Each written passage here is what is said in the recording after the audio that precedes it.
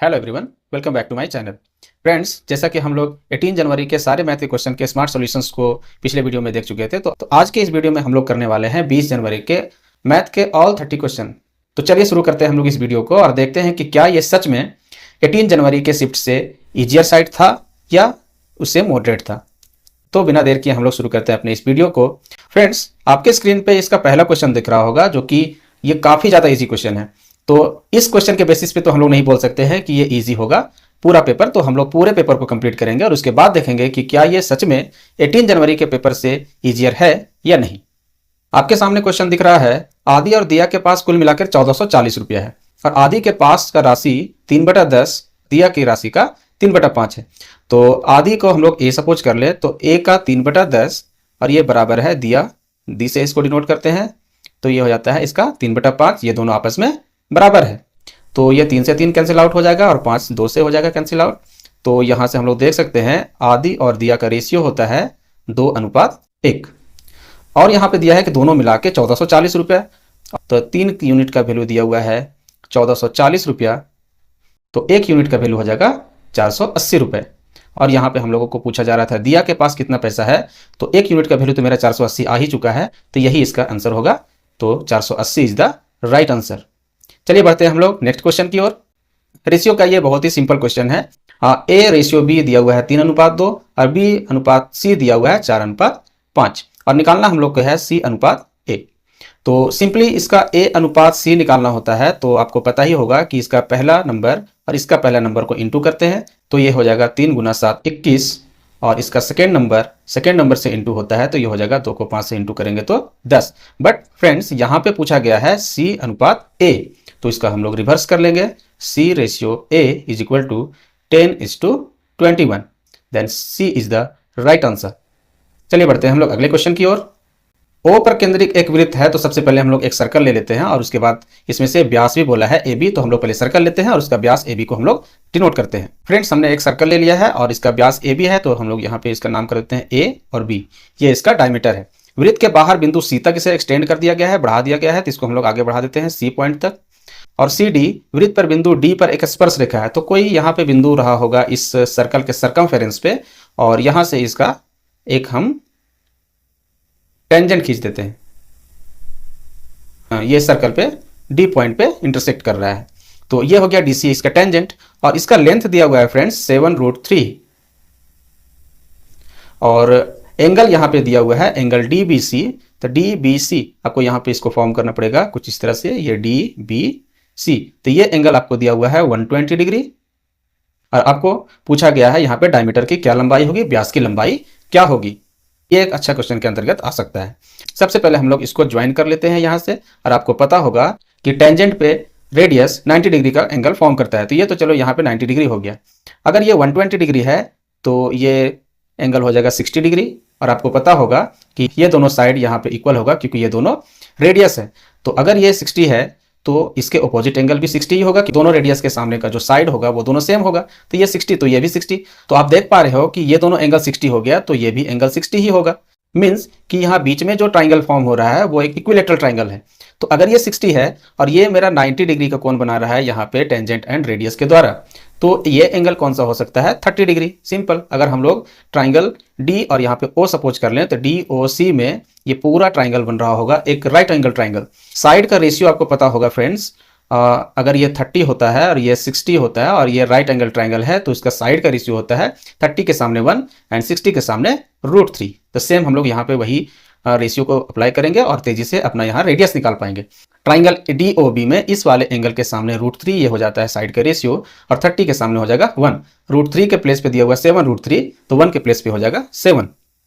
तो आप देख पा रहे हो कि यहाँ पे कि इसका रेडियस अगर 7 सेंटीमीटर आ जाता है तो उसका डायमीटर हो जाएगा 14 centimetre. Then 14 centimetre is the right answer. चलिए बढ़ते हैं हम लोग नेक्स्ट क्वेश्चन की ओर। फ्रेंड्स, ये क्वेश्चन तो डिट्टो एकदम 18 जनवरी के जैसा ही क्वेश्चन पूछ लिया गया है, जिसमें से 18 जनवरी में यहाँ पे 144z² था और यहाँ पे 49z² है। तो सिंपली हम लोग या तो इसको वेरिएबल 0 करके बना ले, या फिर यहाँ पे देख सकते हो कि z² यहाँ आ सकता है, तो यहाँ z² कितना आ सकता है, ये हो जाएगा 49z² और यहाँ से z² अगर आएगा तो ये हो जाएगा 25z²। ये तो पॉजिटिव होगा और ये नेगेटिव होगा, ये दोनों तो कैंसिल आउट हो जाएगा। तो हमारे पास z² के साथ जो इंटू में होगा वो 25 होगा।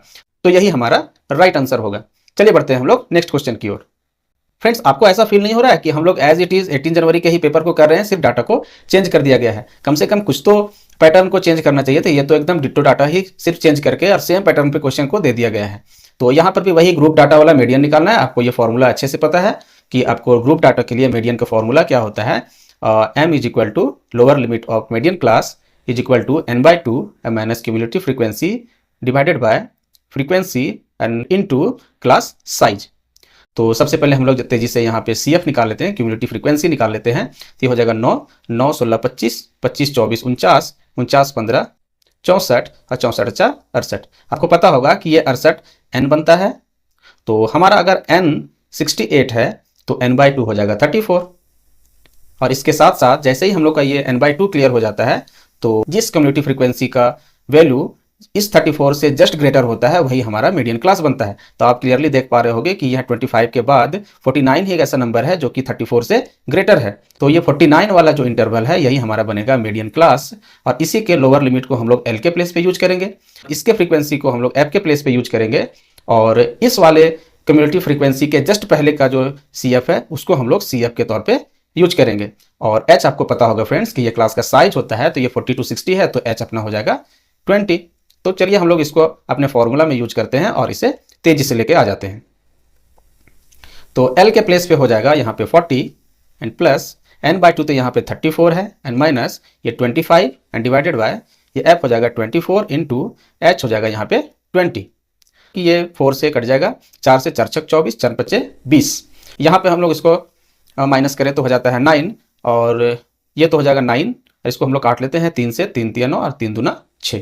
तो ऊपर हो जाता है फ्रेंड्स 5 3 15 और 15 को हम लोग 2 से अगर डिवाइड करेंगे तो हो जाएगा 7.5। तो हमारा जो आंसर हो जाएगा वो 47.5।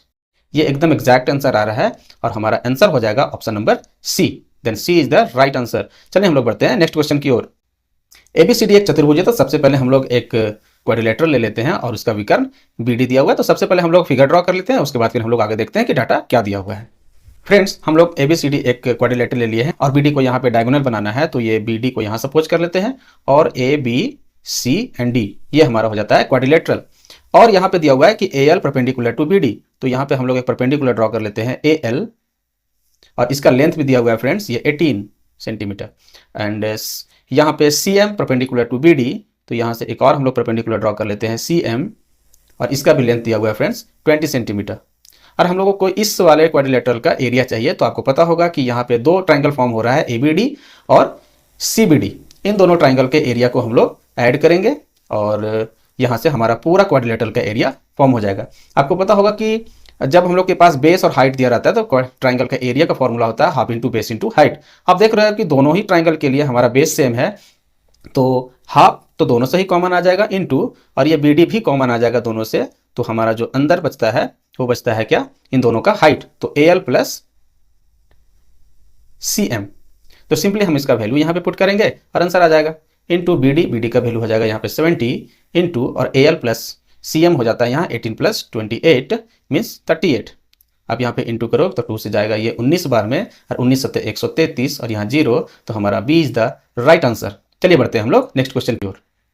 फ्रेंड्स, इससे हलवा क्वेश्चन क्या हो सकता है इस पूरे शिफ्ट में। आप देखो सिंपली यहाँ पे 4 नंबर दिया है और आपको सिर्फ निकालना है 24 का डिविजिबिलिटी चेक करना है आपको। तो सिंपली आप देखो कि 24 से जो नंबर 24 से डिविजिबल होगा वो क्या उसके कभी भी लास्ट डिजिट कोई ऑड नंबर हो सकता है। तो ये दोनों ऑप्शन तो मेरा वैसे ही एलिमिनेट हो जाता है। अब यहाँ पे 24 से जो नंबर कट रहा होगा वो नंबर 6 और 4 से भी डिविजिबल होगा। तो आप देख पा रहे हो कि 4 से जो नंबर डिविजिबल उसका लास्ट 2 डिजिट तो 4 से डिविजिबल होना ही चाहिए।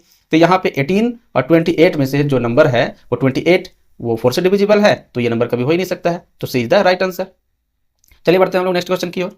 यहाँ पे ट्राइंगल एक दिया हुआ है PQR जहाँ पे R यहाँ पे समकोण है, R पे राइट एंगल है। तो हम लोग सबसे पहले एक ट्राइंगल फॉर्म कर लेते हैं जिसमें से राइट एंगल होगा R यहाँ पे राइट एंगल है और Q के प्लेस पे है थीटा और PQ का वैल्यू दिया हुआ है फ्रेंड्स ये 29 और ये है 21। QR is equal to 21। तो आपको ट्रिपलेट पाइथागोरन ट्रिपलेट तो आपको पता ही होगा कि 20 21 29 का ये ट्रिपलेट फॉर्म होता है। तो ये यहाँ पर तो ये ट्रिपलेट फॉर्म हो गया और इसका हाइट बेस एंड हाइपोटेन्यूज तो सारा क्लियर हो जाता है। हम लोगों के पास क्वेश्चन है cos square theta minus sine square theta. तो फ्रेंड्स आप देख पा रहे होंगे कि यहाँ पे दोनों ही केस में चाहे यहाँ पे B² बाय H² हो और यहाँ पे P square by H square है। तो दोनों ही केस में एच स्क्वायर तो आना ही है, मतलब कि 29 है, मीन्स कि 841 तो निश्चित है। तो 841 वाला ही आंसर हो सकता है। And here C is the only option जहाँ पे 841 इसके डिनोमिनेटर में है, तो C is the right answer. आप चाहो तो इसे पूरा सॉल्व भी कर सकते हो। चलिए बढ़ते हैं हम लोग नेक्स्ट क्वेश्चन की ओर। फ्रेंड्स ये क्वेश्चन भी 18 जनवरी के जैसा ही रिपीटेड क्वेश्चन है। तो 92 इवन नंबर का हमको एवरेज चाहिए, तो फिर सिंपली इसका फॉर्मूला होता है n+1, तो 92 + 1 is equal to 93। 93 is the right answer. चलिए बढ़ते हैं नेक्स्ट क्वेश्चन की ओर।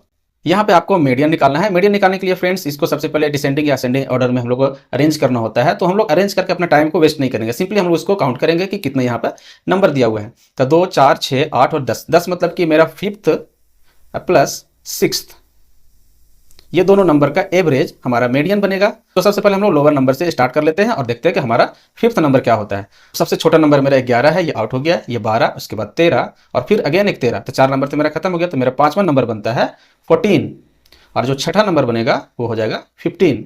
तो 14 को हम लोग 15 से ऐड करेंगे बाई 2 और ये हो जाएगा 29/2 means 14.5। Then A is the right answer. चलिए बढ़ते हैं हम लोग नेक्स्ट क्वेश्चन की ओर।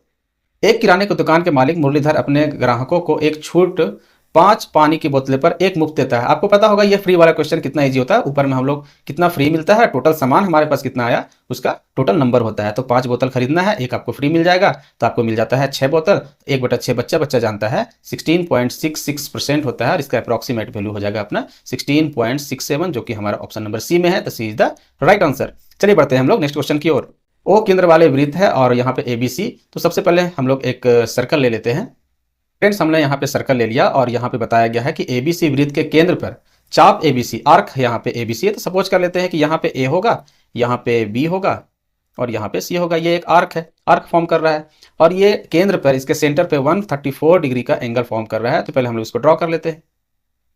तो यहाँ पे जो एंगल फॉर्म हो रहा है वो है 134। इस जीवा AB को हम लोग P तक इसको एक्सटेंड कर दें। सपोज यहाँ P तक हम लोग एक्सटेंड कर देते हैं तो एंगल पूछा जाता है एंगल। तो यहाँ पे एंगल पूछा जा रहा है एंगल CBP। CBP मीन्स हमको इसको अगर ज्वाइन करना होगा तो ये CBP एंगल हमको ये चाहिए। आपको ये देख के ही पता चल रहा होगा कि यहाँ पे हम लोग एक्सटीरियर एंगल वाला थ्योरम लगाएंगे। आपको पता होगा कि एक सर्कल होता है और साइक्लिक क्वाड्रिलेटरल होता है और किसी भी साइड को हम लोग एक्सटेंड करें तो ये जो बाहर का एक्सटीरियर एंगल होता है वो अपोजिट इंटीरियर एंगल के इक्वल होता है। तो यहाँ पर भी करेंगे। बट फ्रेंड्स आप यहाँ पे ध्यान से देखो कि ये एक साइक्लिक क्वाड्रिलेटरल नहीं है, क्योंकि इसका चारों वर्टेक्स इसके सर्कमफेरेंस पे नहीं है। तो हम लोग इसको फॉर्म कर लेते हैं यहाँ से। जो इसका चौथा वर्टेक्स है उसको भी हम लोग सर्कमफेरेंस पे लेके पहुंचते हैं। तो यहाँ पे इसको हम लोग ज्वाइन करा दिए। अब आपको पता होगा कि सेम आर्क से सेंटर पे बनने वाला जो एंगल होता है वो इसके सर्कमफेरेंस पे बनने वाला एंगल का डबल होता है। तो अगर ये 134 है तो यहाँ पे इसका हो जाएगा हाफ 67। अब यहाँ पे हम लोग वो थ्योरम लगा सकते हैं। यहाँ पे 67 है तो इसका एक्सटीरियर एंगल भी 67 ही होगा। 67 is the right answer. A is the right answer. चलिए हम लोग बढ़ते हैं नेक्स्ट क्वेश्चन की ओर। एक आदमी 680 रुपए में मोबाइल को बेचता है और कुछ खो देता है, कुछ नुकसान हो जाता है इसको। तो हम लोग सबसे पहले इसका एक डायग्राम इस तरह से सपोज कर लेते हैं। तो यहाँ पे अगर ये CP है, अगर हम लोग पीछे इसको सेल करेंगे तो हम लोगों का लॉस हो जाएगा। तो यहाँ पे एक SP होगा, SP1 सपोज कर लेते हैं। और अगर इसको हम लोग आगे सेल करते हैं तो यहाँ पे SP2 सपोज कर लें, तो यहाँ पे हम लोग को प्रॉफिट होगा। तो यहाँ पे कुछ इसको नुकसान हो जाता है जब इसको 680 रुपये में बेचता है। तो 680 रुपये में इसको बेच दिया और उसके बाद फिर 1070 रुपये में भी बेचता है। तो उसका लाभ पूर्व हानि से दुगना होता है। तो पहले अगर इसको नुकसान 1 का हो रहा था तो आपका फायदा 2 का हो रहा है, डबल लाभ हो रहा है। यहाँ से हम लोग सिंपली अगर लॉस में जाते हैं तो माइनस लगाते हैं और अगर हम लोग प्रॉफिट में जाते हैं तो +2 करते हैं। आप देख पा रहे हो कि यहाँ से यहाँ के बीच का जो गैप होता है -1 से +2 के बीच का गैप 3 का होता है। और यहाँ पे देख रहे हो 680 से लेकर 1070 के बीच का जो गैप होगा वो हो जाएगा 390 रुपए का।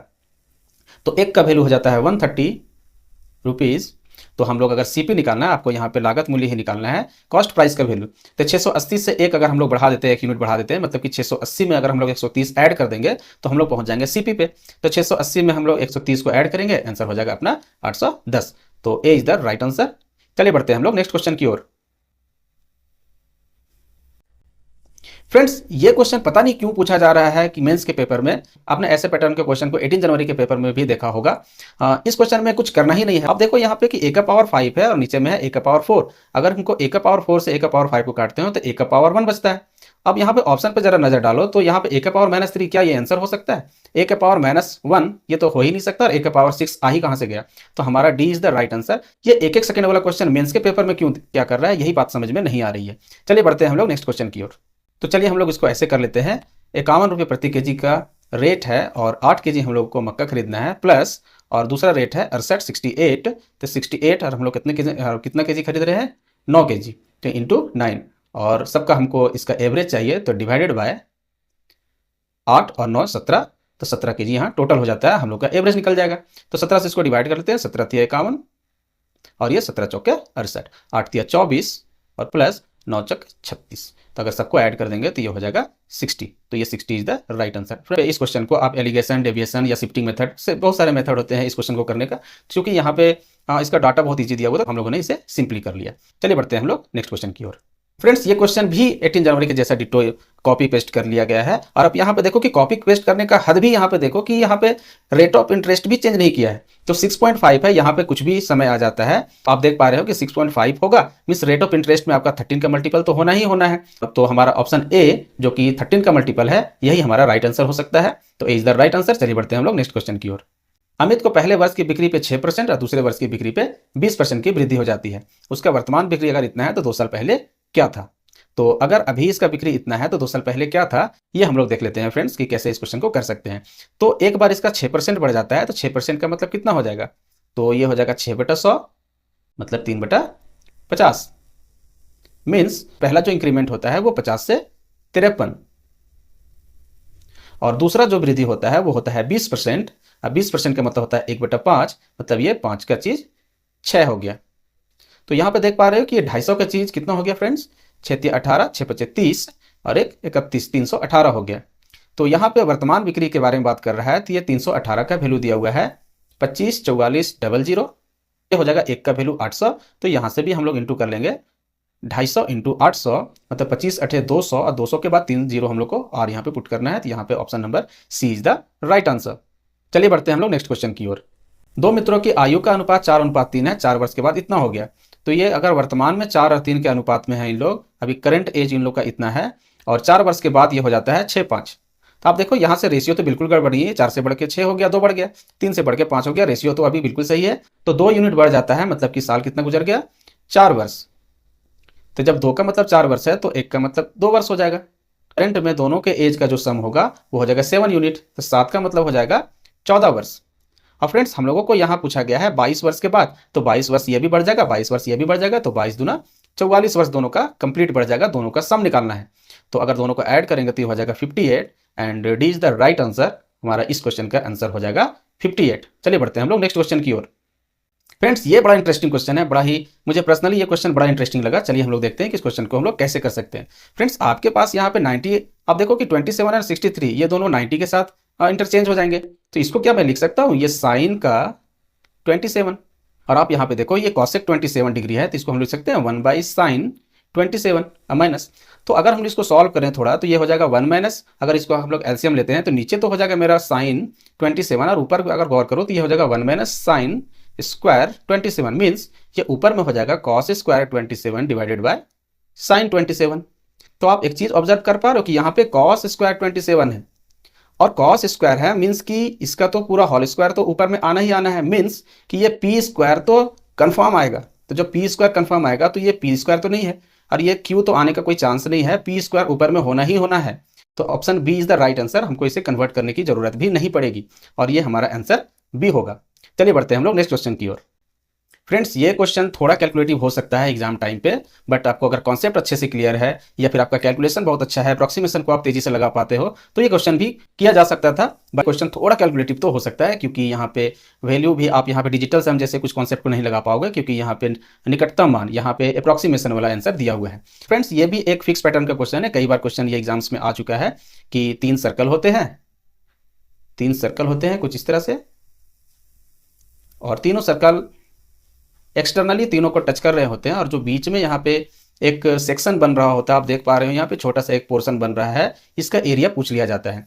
तो यहाँ पे अगर बेसिक मेथड से हम लोग करें तो थोड़ा लेंदी बन जाता है, क्योंकि हम लोग को सबसे पहले यहाँ पे एक ट्राइंगल फॉर्म करना होता है जो कि एक इक्विलैटरल ट्राइंगल फॉर्म हो रहा होता है यहाँ पे। उसके बाद अगर हम लोग एक इक्विलैटरल ट्राइंगल के एरिया में से 3 सेक्टर जो ऐसे ऐसे सेक्टर बन रहे हैं, ये तीनों सेक्टर को हम लोग को माइनस करना होता है, तो एक लेंदी प्रोसेस हो जाता है। तो आप चाहो तो वैसे कर सकते हो, बट वो थोड़ा लेंदी हो जाएगा। बट अगर आपको डायरेक्ट इसका रिजल्ट आप याद कर लो तो ज़्यादा बेटर होगा आपके लिए एग्जाम टाइम में। तो इसके लिए डायरेक्ट शॉर्टकट होता है, इस रीजन का एरिया आप डायरेक्ट याद कर लो, ये रिजल्ट इसी को माइनस करके ये रिजल्ट बन रहा होता है। तो इसके लिए डायरेक्ट शॉर्टकट होता है फ्रेंड्स, आप ये चाहो तो ये याद कर सकते हो, √3 माइनस π/2 इंटू r²। यही इसका एरिया का फॉर्मूला होता है, जो एरिया हम लोग का शेड हो रहा है। तो सिंपली हम इसका वैल्यू पुट करेंगे, यहाँ पे √3 है माइनस, और यहाँ पे 22/7 है, तो यहाँ पे क्या हो जाएगा 11/2 से तो डिवाइड हो जाएगा, तो हो जाएगा 11/7। और ये r का वैल्यू हो जाएगा 21 इसका क्या है डायमीटर है इसका 21, तो ये हो जाएगा 21 मतलब कि 441/4। तो आप यहाँ पे देख पा रहे हो कि सजेस्ट किया जा रहा है कि √3 का वैल्यू यहाँ पे पुट करो, तो यहाँ इसका पुट करेंगे 1.732 और माइनस अगर 7 के साथ इसको हम लोग डिवाइड करते हैं तो ये हो जाएगा 7 एकम 7 बच जाता है यहाँ पे 4 और 7 पंजे 35 बच जाएगा यहाँ पे 5 फिर 7 7 49। चलिए हम लोग पॉइंट 2 तक ही लेते हैं फ्रेंड्स यहाँ पे, और इसका इंटू करना है हमको। अगर इसको भी डिवाइड कर दें हम लोग तो ये हो जाएगा 4 एकम 4 और ये 110 पॉइंट समथिंग होगा ये, तो अप्रॉक्सीमेटली हम लोग इसको 110 सपोज कर लेते हैं। और इन दोनों को माइनस करें तो ये हो जाएगा 1.732 एंड इसको सपोज कर लेते हैं 1.570, तो ये 2 ये 6 और यहाँ 6 में 1, तो 0.16 अप्रॉक्सीमेटली हो जाएगा। तो ये हो जाता है 0.162 इंटू, और ये 110 पॉइंट समथिंग हो जाता है। अगर इसको हम लोग 100 से इंटू करते तो 16.2 होता, बट ये 100 से नहीं, ये 110 से इंटू हो रहा है, तो अप्रॉक्सीमेटली ये हो जाएगा 17 या थोड़ा इससे एबव ही होगा। तो हमारा जो आंसर होगा 17 पॉइंट समथिंग हो सकता है, जो कि ऑप्शन नंबर सी में दिख रहा है। 3.25 तक नहीं जा सकेगा क्योंकि ये 100 होता तो 16.2 होता है, 110 है तो अप्रॉक्सीमेटली 17 या से थोड़ा ज़्यादा होगा, तो हमारा option number C is the right answer हो सकता है। चलिए हम लोग बढ़ते हैं नेक्स्ट क्वेश्चन की ओर। स्वीटा और सुमन की वर्तमान आयु, यहाँ पे स्वीटा कर लेते हैं SW और सुमन को SU कर लेते हैं। इनके वर्तमान आयु का अनुपात दिया हुआ है, करंट एज इन लोग का दिया हुआ है फ्रेंड्स 4:5, और 6 साल पहले अगर हम लोग चलें तो उनकी आयु का अनुपात था 2:3, ये हो गया 6 साल पहले। तो स्वीटा की वर्तमान आयु सिंपली फ्रेंड्स आप देख पा रहे हो कि ये घट के 2 यूनिट हो गया और ये घट के 3 यूनिट हो गया, मतलब कि दोनों ही केस में 2 यूनिट है, दोनों का डिफरेंस 2 है, 2 का मतलब 6 वर्ष दिया हुआ है, तो 1 का मतलब क्या हो जाएगा फ्रेंड्स 3 वर्ष। और हम लोगों को निकालना है स्वीटा की वर्तमान आयु। अगर 1 का वैल्यू 3 है तो 4 का वैल्यू यही है हमारा स्वीटा का वर्तमान आयु। तो स्वीटा का वर्तमान आयु अगर 4 है तो 1 यूनिट का अगर 3 है तो 4 का हो जाएगा 12 वर्ष। ये वेरी इजी क्वेश्चन है, ये सब सिंपल क्वेश्चन है, तो ये सब में टाइम किसी को नहीं लगता होगा, तो ये हो जाएगा option number A is the right answer. चलिए हम लोग बढ़ते हैं नेक्स्ट क्वेश्चन की ओर। यदि एक शंकु के आधार का व्यास 56 है, सोचिए कि अगर डायमीटर फ्रेंड्स अगर डायमीटर अगर 56 है तो इसका रेडियस हो जाएगा 28। चलिए यहाँ तक तो बात सही है, और यहाँ पे सतह और यहाँ घुमावदार सतह का क्षेत्रफल यहाँ पे CSA दिया हुआ है 3080 सेंटीमीटर स्क्वायर, और यहाँ पे निकालना हम लोग को वॉल्यूम है। तो वॉल्यूम का फॉर्मूला आपको पता होगा कि 1/3 पाई है मीन्स 22/7 और इंटू r² है, तो यहाँ पे r² उसके बाद h भी इंटू होना है। तो हम लोग एक स्मार्टली इसको सोच सकते हैं कि अगर ये नंबर 22 से डिविजिबल है तो 11 से भी डिविजिबल हो सकता है। अगर ये हमारा काम कर जाता है ना फ्रेंड्स, तो ये बहुत ही ज़्यादा इजी हो जाएगा। बट अगर 2 या 3 ऑप्शन में हमारा 11 का मल्टीपल निकल आता है तो फिर हम लोगों को पूरा सॉल्व करना होगा। तो सबसे पहले हम लोग इसको 2-4 सेकंड लगा के इसका हम लोग डिविजिबिलिटी 11 का चेक कर लेते हैं। अगर ये आ जाता है तो हमारा काम बहुत ही आसान हो सकता है।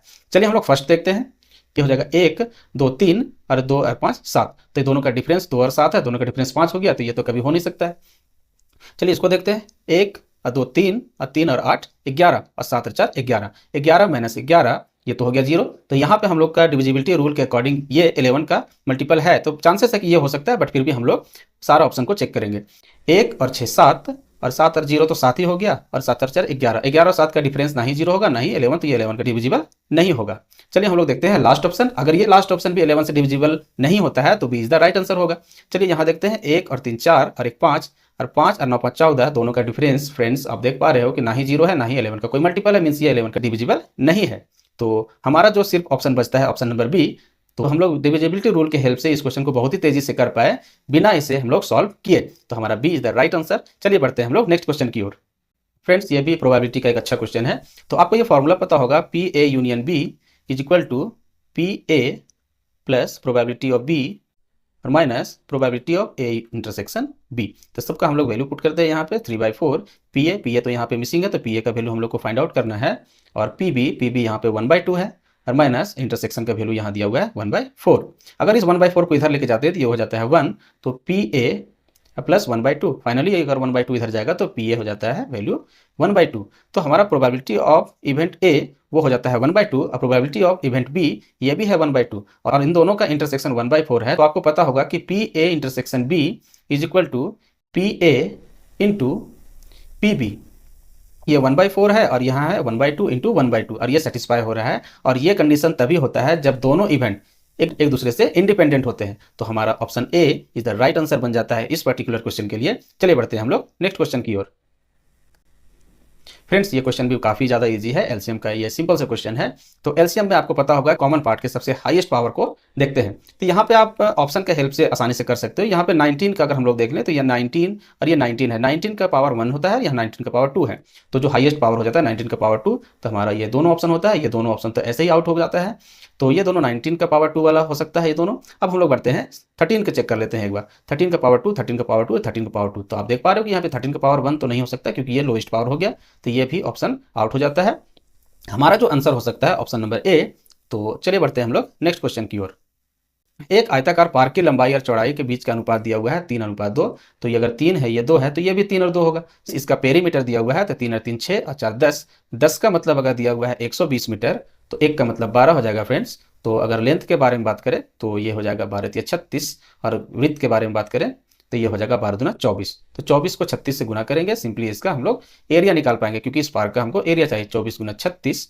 तो आप देख पा रहे हैं कि 3 दूना 6 मतलब 600 से ज़्यादा होगा और इसका यूनिट डिजिट होना चाहिए 6 चौक 24। तो 4 यूनिट डिजिट हो और ये 600 से ज़्यादा ही आंसर होगा। तो आप देख पा रहे हो कि यहाँ पे ऑप्शन होगा सी तो नहीं हो सकता क्योंकि ये 400 समथिंग है और ये तो ऐसा हो नहीं सकता क्योंकि यूनिट डिजिट इसका 8 नहीं है और 144 तो कोई चांस नहीं है होने का। तो हमारा ऑप्शन बनता है option number B is the right answer. चलिए हम लोग बढ़ते हैं नेक्स्ट क्वेश्चन की ओर। फ्रेंड्स ये क्वेश्चन भी 18 जनवरी के जैसा ही रिपीटेड क्वेश्चन है। तो इसके लिए डायरेक्ट शॉर्टकट होता है x square plus Y square is equal to 2 और ये फर्स्ट पार्ट का स्क्वायर मतलब 16 प्लस सेकंड पार्ट का स्क्वायर मतलब 6 और 16 6 22 दूना 44 and D is the right answer. चलिए बढ़ते हैं हम लोग नेक्स्ट क्वेश्चन की ओर।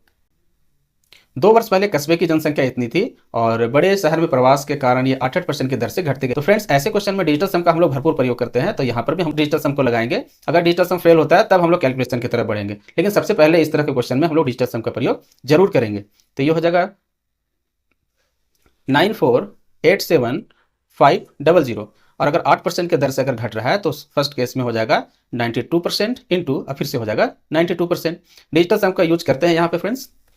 तो इस 9 को आउट करते हैं, 5 और 4 9, 8 और 7 15, 15 मतलब 6 इंटू ये 9 तो आउट हो गया, ये 9 आउट हो गया, ये 2 2 दूना 4 तो 4 का डिजिटल सम तो 4 ही होगा, 6 चौक 24 और 24 का मतलब हो जाएगा डिजिटल सम। इसका डीएस हमारा हो जाता है 6। तो हम लोग ऑप्शन पर जरा गौर करते हैं कि डिजिटल सम हमारा 6 किस ऑप्शन का है। तो यहाँ से देखो 8 और 3 11, 11 और 4 15, 15 का मतलब डिजिटल सम 6। तो चांसेस है कि ये आंसर हो जाए, फिर भी हम लोग आगे भी चेक करेंगे। ये 9 आउट हो गया, 6 और 2 8, डिजिटल सम 8 हो जाता है, नहीं हो सकता। यहाँ से 7 और 2 9 और 6 और 3 9, ये तो वैसे भी 0 हो गया, तो ये भी ऑप्शन नहीं हो सकता है। हम लोग देखते हैं ऑप्शन नंबर डी। तो 8 और 1 9 आउट हो गया और 7 और 2 9 आउट हो गया, तो ये भी हमारा ऑप्शन नहीं हो सकता है। तो डिजिटल सम 6 वाला जो ऑप्शन हमारा ऑप्शन नंबर ए बचता है, तो हमारा ए इज द राइट आंसर। चलिए बढ़ते हैं हम लोग नेक्स्ट क्वेश्चन की ओर। फ्रेंड्स यहाँ सारे ऑप्शंस में ये डिवाइडेड है, 11 डिवाइडेड बाय 255 सब यहाँ पे डिवाइड होना चाहिए। यहाँ पे टाइपिंग एरर हो गया है। तो sine A is equal to, आपको पता होगा कि ये होता है P, ये होता है H, तो B अपना हो जाएगा 5 12 13 ट्रिपलेट से 12। तो फ्रेंड्स आप यहाँ पे अगर ऑप्शन को गौर करोगे तो यहाँ पे सारे ऑप्शन में डिनोमिनेटर में 255 है। तो डिनोमिनेटर का तो टेंशन ही नहीं है, यहाँ पे सिर्फ हम लोग को न्यूमिनेटर को देखना होगा कि इसका क्या। तो हम लोग सिर्फ ऊपर वाले पार्ट को ही सॉल्यूशन करेंगे, नीचे को क्यों करेंगे। cos A मतलब B/H, तो B हो जाता है यहाँ पे 12, H हो जाएगा 13 माइनस 2 और P/B मतलब 5/12। तो सिंपली यहाँ पे आप देख पा रहे हो कि 13 और 12 को इंटू कर लेंगे तो यहाँ पे 13 गुना 12 और 13 से ये डिवाइड हो जाएगा तो ये हो जाएगा 144 माइनस 12 से ये चला जाएगा तो हो जाएगा 130। और यहाँ पे देख पा रहे हो कि दोनों का डिफरेंस निकालते आता है 14। तो 14 सिर्फ हमारा ऑप्शन डी में है, तो D is the right answer. तो डी हमारा राइट आंसर बनता है। और बढ़ते हैं हम लोग नेक्स्ट क्वेश्चन की ओर। एक टैंक जब भरा जाता है तो आउटलेट पाइप ए 5.6 आवर में खाली कर देता है। तो चलिए ए को हम लोग माइनस लेते हैं क्योंकि ये आउटलेट पाइप है, खाली करने वाला पाइप है, तो इसका कैपेसिटी है 5.6 आवर में खाली कर देने का। और पाइप बी जो है वो टैंक को 7 घंटे में भर देता है। तो बी को हम लोग प्लस मान के चलते हैं क्योंकि ये इनलेट पाइप है, तो ये 7 आवर में भर देता है। और दोनों का हम लोग एलसीएम ले लेते हैं तो टोटल वर्क हमारा आ जाएगा कि क्या उस टैंक का कैपेसिटी है। तो दोनों का एलसीएम हो जाएगा अपना फ्रेंड्स 56। तो ये हो जाएगा इसका एफिशिएंसी 10 माइनस 10 खाली कर देने का, और इसका एफिशिएंसी हो जाएगा 7 8 56। तो ये 8 इसका भरने की कैपेसिटी है। अब फ्रेंड्स और दोनों को भर दिया जाता है, ए और बी को पाइप ए से शुरू कर दिया जाता है। यहाँ से जो हमारा काम स्टार्ट होगा वो पाइप ए से स्टार्ट होता है, उसके बाद फिर बी, और अगेन यही जो साइकिल होगा वो रिपीट होते जाएगा। तो यहाँ पे निकालना हम लोग को ये है कि टैंक को खाली करने में कितना टाइम लगेगा। तो ठीक है फ्रेंड्स, अगर ये 10 यूनिट, अगर पूरा टंकी भरा हुआ है तो ये 10 यूनिट खाली करता है, तो सेकेंड आवर में ये 8 यूनिट भर देता है। मीन्स फाइनली जो हम लोग का है ये 2 घंटे का समय लगता है, और हमारा फाइनली केवल 2 यूनिट ही टैंक खाली हो पाता है।